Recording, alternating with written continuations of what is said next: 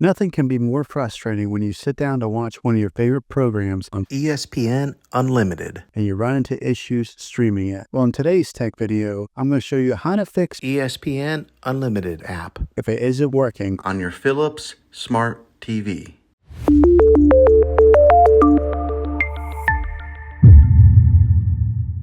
Let's see if we can fix your problems and get your ESPN Unlimited app. back up and running as quickly as possible. The first one, it's the easiest one to try, and that's to unplug your TV from the wall outlet and wait 60 seconds. Now, don't be impatient here. Wait the whole 60 seconds, then plug it back in. This is very different from turning your TV on and off with your remote control. This is what we call a hard reset of your TV, so make sure you do this method. If that doesn't work, then find your router that is giving you Wi-Fi and unplug the power to that for 60 seconds. Then plug it back in. If it fixes it, great. If not, let's go ahead and move on to the next method. Try deleting ESPN Unlimited app on your TV. Go to wherever the apps are located on your system and remove the app altogether. Then reinstall ESPN Unlimited app. After you reinstall it, you might have to log back in with all of your credentials, but hopefully this will work. And if that doesn't work, then I recommend buying an affordable Roku stick, Fire Stick, or Apple TV 4K and plug that into your TV and use that as your main streaming player. And you'll be able to access ESPN Unlimited app that way. I'll put links in the description down below of where you can get one. There you have it, folks.